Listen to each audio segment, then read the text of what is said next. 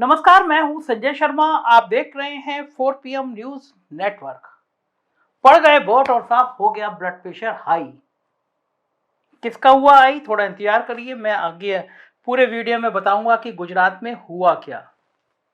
लेकिन ये मान के चलिए कि गुजरात में जो हुआ उसकी अंदाजा, उसकी सपने में भी कल्पना ना कांग्रेस ने की थी, ना भारतीय जनता पार्टी ने की थी और ना ही आम आदमी पार्टी ने की थी।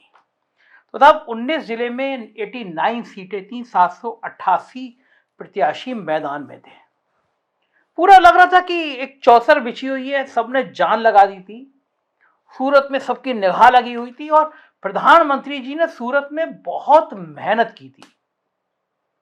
गुजरात के लोग बता रहे हैं कि सूरत में कोई सोच नहीं सकता था कि नरेंद्र मोदी जी सूरत जैसे शहर में इतनी मेहनत करेंगे। 50-50, 100-100 लोगों के गुटों में उन्होंने संवाद किया, खुद संवाद किया, लोगों को मनाने की कोशिश की। वो सूरत जिसने पिछली बार भारतीय जनता पार्टी की सरकार बनवा दी थी, 16 में से 15 सीटें बीजेपी को दे दी थी। अगर सूरत पिछली बार गड़बड़ कर देता तो फिर सरकार नहीं बनती। लेकिन इस बार सूरत नाराज था। जीएसटी और नोटबंदी ने बैंड बजा रखी थी, तो लग रहा था कि अगर सूरत गड़बड़ाया तो पूरा कुनबा बिखर जाएगा। अब मैं आता हूं मोटा मोटा आज के मुद्दे पर। सब मान रहे थे कि जितनी मेहनत हो रही है, सारे पार्टियां लगी हुई हैं, तो परसेंटेज वोट का बहुत बढ़ेगा। चुनाव आयोग ने जो जानकारी दी है, कभी कभी ऐसा होता है वोटिंग के 48 घंटे बाद चुनाव आयोग बताता है कि नहीं साहब, इतनी नहीं, इतनी वोटिंग हुई थी। देश का चुनाव आयोग जिस हालत में पहुंच गया, उसमें कुछ भी करना बेमानी नहीं है। कुछ भी कर सकते हैं भाई लोग, कुछ भी मतलब कुछ भी। लेकिन जो अभी तक आंकड़े आए हैं वो लगभग 59% वोट के आए हैं। मतलब गुजरात के पहले चरण में 2017 की तुलना में लगभग 10% कम वोटिंग होने की सूचना है। 2017 में इन्हीं इलाकों में पहले चरण की वोटिंग हुई थी, जहां पे अब हुई है। 2012 में 72%, जबकि 2017 में इन्हीं इलाकों में 69% वोटिंग हुई थी। 2022 में जो आंकड़ा आया है वो लगभग 59 और 60 के बीच में घूम रहा है। अब अलग अलग पैमाने आ रहे हैं। पिछली बार जो लोगों के वोटिंग थी, सबसे ज़्यादा नर्मदा जिले के डेडियापाड़ा में 85.4% और सबसे कम कच्छ जिले की गांधीधाम पर 54.53। मैं बता रहा हूँ पिछले चुनाव का, 2017 का। इस बार सबसे ज़्यादा तापी में हुआ है 77.87 यानी 77.87, और सबसे कम गांधीधाम में 39.89। 5 जगह ऐसी आई हैं 89 में जहां पर 70% से ज़्यादा वोट हुई है। निजार, झगड़िया, कपराड़ा, डेडियापदा, महुआ और बंसड़ा, ये 5 विधानसभाएं ऐसी हैं जहां पे अभी तक जो जिससे मैं बोल रहा हूं, उस समय तक के रिकॉर्ड के हिसाब से 5 जगह ऐसी हैं, सिर्फ 5 विधानसभा, जहां 70% से ज़्यादा वोट हुई है। अब ये आंकड़े क्या कहते हैं, ये हम इस पर चर्चा करेंगे, क्योंकि बहुत टिपिकल है मामला। कांग्रेस से कहा है, शिकायत करी है कि 50 बूथों पर ईवीएम काम नहीं कर रही थी। और ये कम वोटिंग किसको फायदा पहुंचाएगी, किसको नुकसान पहुंचाएगी, इस पे लोगों का बड़ा अलग अलग मानना है। हमारे 4PM गुजरात के संपादक हैं मयूर जानी, उनका मानना है कि ये कम वोटिंग कई मायनों में अलग अलग संदेश दे रही है। नुकसान हो रहा है भारतीय जनता पार्टी का, अभी तक उनको लग रहा है। ये अपनी बात में तर्क भी दे रहे हैं। देखिए, अगर ये जो फर्स्ट फेज का जो पहले चरण का जो वोटिंग जो हुआ वो हमको ये बड़ा साफ लग रहा है कि क्योंकि ये 10% के आसपास कम हुआ है, और इतिहास साक्षी है इस चीज़ का कि जब भी वोटिंग कम होता है तो सत्ताधारी पार्टी जो होती है उसके लिए बड़ी मुसीबत हो जाती है। फॉर एग्जांपल आप ले लें 2012 का, अगर आप गिन ले तो 2007 में जब बीजेपी ने इलेक्शन जीता था तो उसकी 117 सीटें आई थी। फिर जब 12 में इलेक्शन हुआ तो वोटिंग परसेंटेज जो है डाउन हो गया था, वो 71% के आसपास कुछ था, तो वहाँ उनकी 2 सीटें कम हो गई। फिर 2017 में जब 69% के आसपास जब वोटिंग हुआ, जो कम हो गया वोटिंग ये पहले फेज की बात कर रहे हैं हम, तो फिर बीजेपी की सीटें 2.5% के आसपास जब वोटिंग कम हो गया तो वो 115 से कम होके वो 99 पे आ गई। अब जबकि 10% का पूरा कटौती दिख रहा है पूरे वोटिंग में, मतलब 69%, 69 पॉइंट समथिंग परसेंट था, उससे कम से कम ये 59-60 के आसपास का मामला है पूरा। तो ऑलमोस्ट 10% जो है वो वोटिंग कम हुआ इस बार।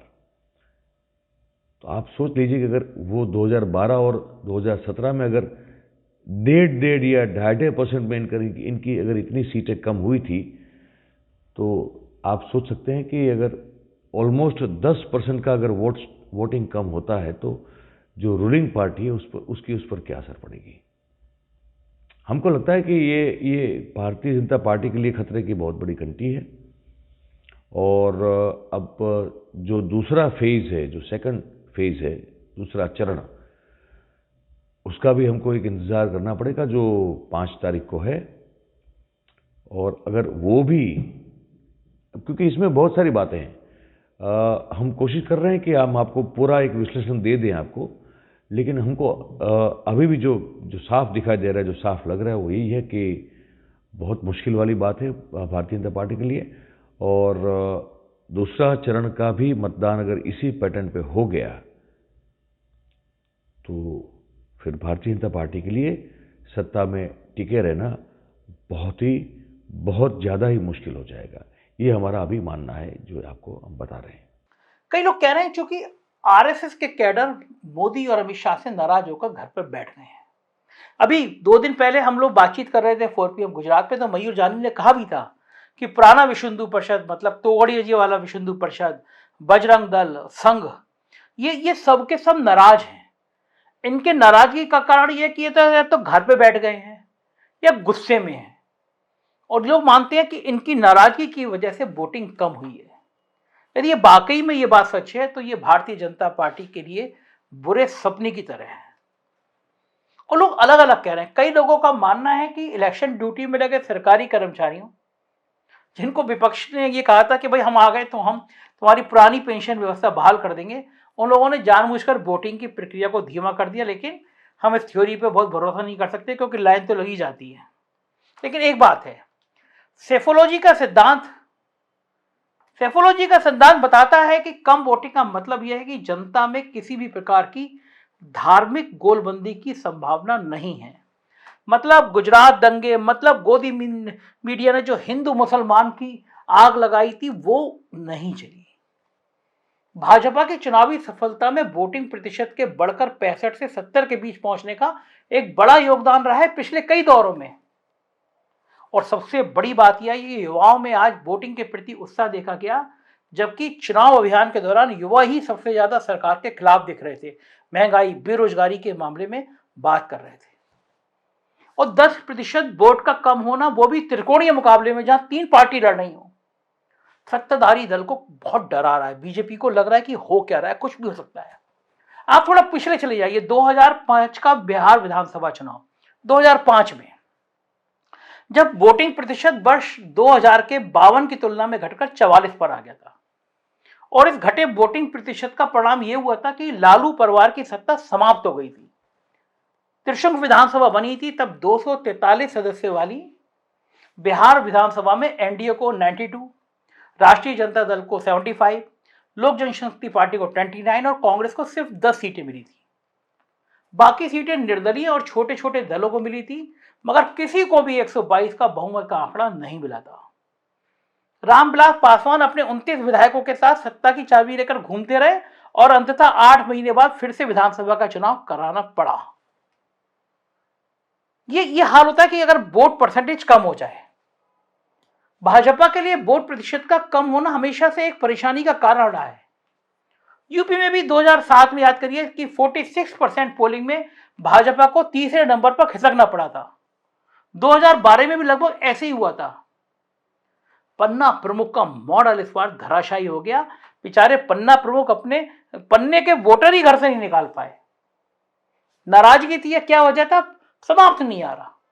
और एक बड़ी बात यह भी है कि मुख्यमंत्री, डिप्टी सीएम, इन सब प्रभावशाली लोगों के जो टिकट काटे गए तो वो भी उनके समर्थक भी घर पे बैठ गए। उन्होंने कहा लड़ा लीजिए चुनाव, लड़ कर लीजिए, चुनाव में करना है। तो भारतीय जनता पार्टी को ये डरा रहा है कि ये हुआ क्या। बहुत सीनियर जर्नलिस्ट हैं, अमिताभ श्रीवास्तव जी दिल्ली में, मैं उनके संग बातचीत कर रहा था, डिबेट कर रहा था, उनको कहना था कि ये जो आज का वोटिंग है, ये वोटिंग बीजेपी के सपनों को तोड़ने वाला है। उनको मानना था कि ये जो वोट हुआ है आज, ये भारतीय जनता पार्टी के लिए किसी बुरे सपने की तरह है। सुनिए क्या कह रहे हैं। थोड़ा सा उसको शायराना अंदाज में कहूँ तो मीर का शेर आता है कि उल्टी हो गए सब तदबीरें, कुछ न दवा ने काम किया। ये बहुत कुछ मोदी साहब ने बहुत सारी बातें कह डाली। उल्टी हो गए सब तदबीरें, कुछ न दवा ने काम किया, आखिर इस बीमारी दिल ने देखा काम तमाम किया। तो ये जो बात है, अभी हम ये नहीं कह सकते कि काम तमाम हुआ कि नहीं हुआ, लेकिन जो वोटिंग परसेंटेज है और जिसके आधार पर हम ये सारी बातें कह रहे हैं, और आम आदमी पार्टी का जो आपकी शुरुआती वीडियो में जिक्र आया कि इस बार मामला त्रिकोणीय है, तो आम आदमी पार्टी को जो लोग ऑफ कर रहे थे उनके लिए ये जानना दिलचस्प होगा कि सूरत वगैरह में जहां आम आदमी पार्टी ने अच्छा किया था निगम चुनावों में, वहां आम आदमी पार्टी के जो उम्मीदवार हैं, जो उनका चुनाव है, उससे अच्छा बताया जा रहा है। और भारतीय जनता पार्टी की बहुत सारी जो वीआईपी सीटें थी, जिनमें कि जामनगर से जो जडेजा जो क्रिकेटर है, रविंद्र जडेजा, उनकी पत्नी जो लड़ रही हैं, उनकी सीट पर भी कांटे की टक्कर बताई जा रही है। मतलब जो केकवॉक वाली स्थिति जो मैं कह रहा हूँ बार बार, तो वो कहीं नहीं है। तो ऐसे में ये जो आपने बात कही है, मुझे तो ऐसा बिल्कुल नहीं लगता है कि ये भारतीय जनता पार्टी के लिए कहीं ना कहीं कोई आश्वस्त की स्थिति होगी, चाहे वो मोदी साहब ने भी कुछ जो भी कहा हो, चाहे अमित शाह साहब ने कुछ भी कहा हो। लेकिन कुल मिलाकर के चूंकि ये गुजरात का चुनाव है, और गुजरात नरेंद्र मोदी जी और अमित शाह जी के लिए सिर्फ एक चुनाव नहीं है, उनकी अपनी साख का, उनकी अपनी निजी साख का सवाल है, क्योंकि वो दोनों गुजरात से ही आते हैं। और पूरी की पूरी जो राजनीति में गुजरात मॉडल जो मोदी साहब ने प्रचारित किया था 2013 ऑनवर्ड्स, तो वो गुजरात मॉडल जो है उसकी हवा निकलती हुई दिख रही है। अगर आपका ग्रामीण मतदाता जो है वो उसका असंतोष कहीं ना कहीं जो हैवी वोटिंग ग्रामीण इलाकों में दिख रही है, तो वो उससे कहीं ना कहीं ये बात जाहिर होती है कि मतदाता तमाम सारी जो बातें हुई, तमाम जो यहाँ पर अस्मिता मूलक प्रचार किया गया, चाहे वो खड़गे साहब के बयान को लेकर के मोदी साहब ने अपने ऊपर हमला मान लिया कि साहब हमको देखिए रावण कहा जा रहा है। आज भी मैं कहीं देख रहा था उनका, तो उन्होंने कहा कि साहब खड़गे साहब से मुझे कोई शिकायत नहीं है। उन्होंने कहा मैं उनकी बहुत इज्जत करता हूँ। उन्होंने तो वही कहा जो उनसे कहलवाया गया है, और कहलवाया किसने होगा, तो उनका इशारा कुल मिलाकर के सोनिया गांधी, राहुल गांधी और प्रियंका गांधी की तरफ होता है। तो ये जो चीजें हैं ये, लेकिन कोई भी तदबीर जो है, जैसा मैंने कहा, वो कुछ भी काम आता हुआ दिख नहीं रहा है। कम से कम जो वोटिंग परसेंटेज है उसके आधार पर अब आप अंदाजा लगाइए कि आज मोरबी में भी वोट पड़े हैं, और मोरबी का मतदाता जो है, वो जो मोरबी का हादसा हुआ है उसको भूला नहीं है, ऐसा वहां की वोटिंग परसेंटेज से दिख रहा है। तो ये जो बीजेपी सरकार ने बहुत बड़ी बड़ी बातें कही, चाहे वो डबल इंजन की बात हो, चाहे कुछ भी हो, उसका कहीं बहुत ज्यादा असर हुआ होगा मतदान में, ऐसा दिख नहीं रहा है। संजय जी, क्योंकि देखिए सबके अपने अपने तर्क हैं, अपनी अपनी स्टडी है, सीनियर जर्नलिस्ट हैं। ऐसी मीनू जैन है, बम्बई में शानदार पत्रकारिता करती हैं, वो बड़े बड़े अखबार मैगजीन के वो एडिटर रही हैं। उनका कहना था कि आदिवासी इलाकों में जो ये मत प्रतिशत ज़्यादा हुआ है, और जो सबसे बड़ी बात ये सामने आ रही है कि जो कम वोटिंग हुई है उसमें ग्रामीण इलाकों में ज़्यादा हुई है, शहरी क्षेत्र में कम हो गई है। और शहरी क्षेत्र बीजेपी के वोटर हैं, बीजेपी के गढ़ हैं, और उसमें भी शहरी क्षेत्रों में आम आदमी पार्टी बहुत एक्टिव है। ये बीजेपी की परेशानी है। सुनिए मीनू जैन को और देखिए वो क्या तर्क दे रही हैं आज के कम वोटिंग का। डांग और तापी में सबसे ज्यादा मतदान हुआ है वो ट्राइबल बेल्ट है। ट्राइबल बेल्ट भी 14 सीटें हैं साउथ गुजरात की, उसमें से 7 बीजेपी के पास है, बाकी कांग्रेस के पास है। तो अगर वहां पे भारी मतदान हुआ है तो आजू बाजू भी उसका असर पड़ा होगा जरूर। तो इसका मतलब यह है कि वहां सीटें बढ़ेंगी कांग्रेस की। ट्राइबल साउथ गुजरात का जो ट्राइबल इलाका है वहां पे कांग्रेस की सीटें बढ़ने वाली हैं, और ये फिर खतरे की घंटी है। जबकि भाजपा ने, मोदी की जो सरकार है, वहां जो भाजपा की सरकार है, उन्होंने गुजरात में बहुत काम किया है पिछले दिनों इन ट्राइबल एरियाज के लिए। उनको क्योंकि उनको ये था कि जो हमारी सौराष्ट्र या कच्छ में सीटों में जो कमी आएगी उसकी क्षतिपूर्ति हम ये इस ट्राइबल एरिया से करेंगे। तो इसके मद्देनजर, और ट्राइबल एरिया ट्रेडिशनली कांग्रेस का स्ट्रॉन्ग होल्ड रहा है, तो इसमें कांग्रेस को डेफिनेटली इसमें फायदा मिलेगा। दूसरी बात है सौराष्ट्र की। सौराष्ट्र में भी मतदान बहुत बहुत कम हुआ है 19 से। पिछली बार 68% था। अभी देखना है कि 62% तक मेरे पास खबर आई थी 5:45 तक। तो उसमें ये बोल रहे थे कि 2-4% और बढ़ेगा आगे, उससे ज्यादा बढ़ने वाला नहीं है। तो अब सौराष्ट्र जो है, और सौराष्ट्र और कच्छ है, वो तो वहां पे कांग्रेस डेफिनेटली हमेशा से अच्छा करती आई है। और पिछली बार जो सीटें में जो बढ़त आई थी वो उसी इलाके की वजह से आई थी। तो जो ये कहा जा रहा था कि भाई पटेल वोट जो है वापस चला गया है बीजेपी में, भाई जो 2017 में जो पटेल वोट कांग्रेस की तरफ आया था, वो ये कहा जा रहा था कि वो 2022 में वापस चला गया है। ये मीनू जैन है, इनका अपना लॉजिक है कि अगर कम वोटिंग होगी तो चीज़ें बदल सकती हैं। गुजरात में सौराष्ट्र टाइम्स के संपादक हैं, बहुत अच्छे पत्रकार हैं जगदीश मेहता जी, वो भी मेरे साथ थे। तो उनका कहना है कि भाई हमको लग रहा है कि किसी तरह सरकार तो बना लेगी बीजेपी, लेकिन लोगों में जो गुस्सा है महंगाई का, और मेहता जी का कहना था कि बीजेपी को कोई हरा रहा है तो बीजेपी हरा रही है, विपक्ष नहीं हरा रहा। मेहता जी का कहना है कि भारतीय जनता पार्टी के नेता ही भारतीय जनता पार्टी को हरा रहे हैं, गुस्से में है, पार्टी की नीतियों से गुस्से में है। और लॉजिक उनका तार्किक है। सुनिए कि जगदीश मेहता जी क्या कह रहे हैं। उसका जो मार्जिन है, मार्जिन कम होगा। और वो क्यों होगा? नहीं कि कांग्रेस के हिसाब से, कांग्रेस के लिए नहीं, भारतीय जनता पार्टी को इस बार सबसे बड़ी अगर पड़कार किसी को मिली अपने ऑपोजिशन वाली, तो वो खुद ही की है। जो भारतीय जनता पार्टी के लोगों ने अपना दावा पेश किया था, एमएलए की टिकट मांगी थी, उनको टिकट नहीं मिला। तो टिकट जिसको नहीं मिले हैं वैसे बहुत सारे लोग हैं। और एक बात और भी मैं आपको बता देता हूं, सभी को ऐसा लग रहा है कि हम अगर इस बार टिकट न मिले वो तो खैर, लेकिन हमारी शक्ति अगर हम नहीं बताएंगे तो नरेंद्र मोदी और अमित शाह तो वैसे भी कह रहे हैं कि हमारे पास ये चुनाव जो है वो अपना 2022 का भी नहीं है, 2024 का भी नहीं है। ये जो चुनाव है वो पूरे गुजरात और भारत का 25 सालों के लिए है। यानी कि इस बार अगर जो भारतीय जनता पार्टी निकल गई तो आगामी 25 साल तक जितने भी इलेक्शन आएंगे उसमें मोदी जिसको कहेंगे, अमित शाह जिसको कहेंगे, उन्हीं को टिकट मिलेगा। यानी अभी जो लोग अपने आप को बड़े मान रहे हैं उनका भी अस्तित्व का सवाल था और है। इसीलिए वो सब लोग बहुत सारी मात्रा में हैं। वो सब लोगों ने क्या किया? खुलेआम विरोध किया, भारतीय जनता पार्टी का खुलेआम विरोध किया। कोई लोगों ने तो अपक्ष यानी वो क्या कहते हैं उसका कैंडिडेट, सेल्फ कैंडिडेट के हिसाब से भी वो लड़ रहे हैं। और दूसरे जो लोग हैं उन्होंने मीडिया के थ्रू भी और प्रेस कॉन्फ्रेंस करके या तो अपनी बाइट्स दे करके भी कहा है कि भारतीय जनता पार्टी को निकालो कैसे भी करके, क्योंकि उनके सबके जो जहाज थे वो डूब चुके हैं। तो कहने का तात्पर्य वो है कि न तो कांग्रेस के हिसाब से प्रॉब्लम है, न आम आदमी के हिसाब से प्रॉब्लम है। भारतीय जनता पार्टी को सबसे बड़ा प्रॉब्लम इस बार जो होने को जा रहा है, जैसे कि 2017 में पाटीदार आंदोलन का मुद्दा था, इस बार भीतरी असंतोष का ही सबसे बड़ा मुद्दा है। और फिर भी मैं आपको बता देता हूं कि कैसे भी करके, मैं ये शब्द भी इन्वर्टेड कोमा में बोलता हूं, कैसे भी करके गवर्नमेंट तो वो बना ही लेगी, ये गारंटी वाली बात है। एक चीज और पूछना चाहूंगा आपसे जगदीश जी, आम आदमी पार्टी का क्या सीन देख रहे हैं आप? कुछ फर्क किस पर डाला, नुकसान किसका किया उसने?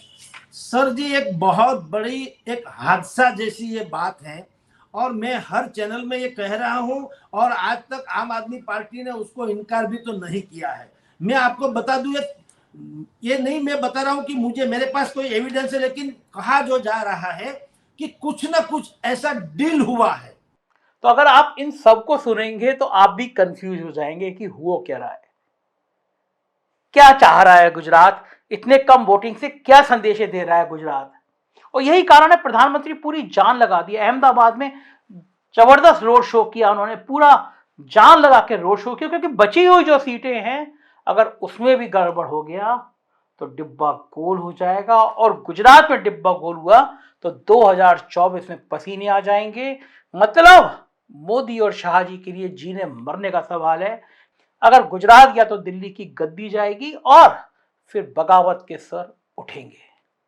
देखना यह है, निगाह बनी रहेगी। हम लोग गुजरात पे और माइन्यूटली पढ़ेंगे, देखेंगे, समझेंगे, आपको बताएंगे। आप देखते रहिए 4 PM। गुजरात की खबरें देखना हो तो 4 PM गुजरात को आज ही सब्सक्राइब करिए। रोज रात को 9:15 पे गुजरात की चर्चा करते हैं हम 4 PM गुजरात पे। बिहार की खबरें देखना तो 4 PM बिहार, और यूपी की खबरें देखना हो तो 4 PM यूपी को सपोर्ट कीजिएगा, सब्सक्राइब करिएगा। शुक्रिया, थैंक यू।